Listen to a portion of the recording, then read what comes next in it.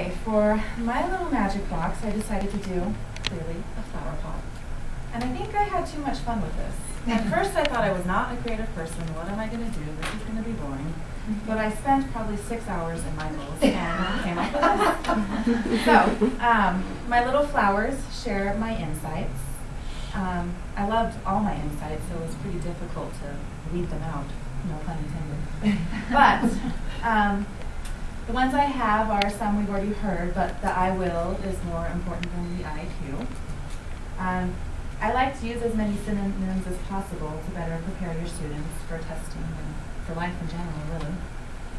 When we test students, we want to help them, not hurt them. I really liked persistence is the most helpful attribute for learners.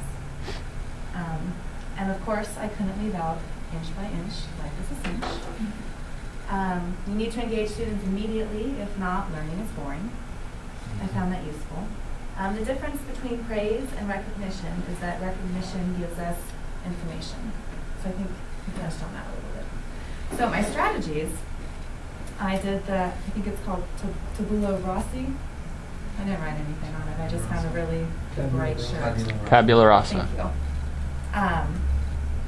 And I really had fun with this little activity when we did it in class. I think it's a great way to help kids explore and learn that even though we come from diverse backgrounds, we have similarities.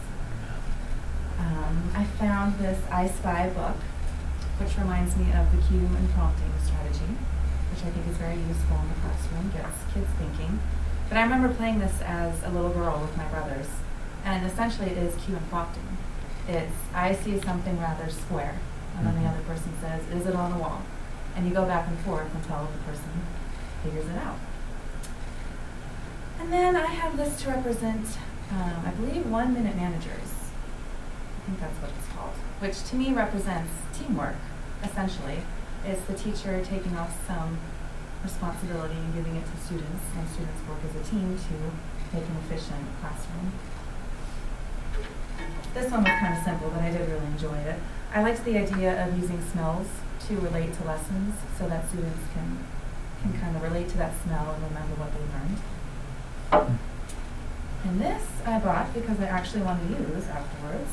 This reflects wait time, a little strawberry timer. I think that might go off, so it doesn't scare anybody. And this I got to do to resemble the self-reflection. I really like the idea of if there's kind of a hiccup in class and students aren't getting together or getting along, that have them separate, write it down, and write down what they viewed as being wrong and what they would do to change that. So I really liked that. And finally, my Easter egg to represent the mystery motivators. I remember being a little girl and being so excited to figure out what was in the Easter egg, whether it was $1 or a Hershey Kiss, and I thought this was a good representation of that.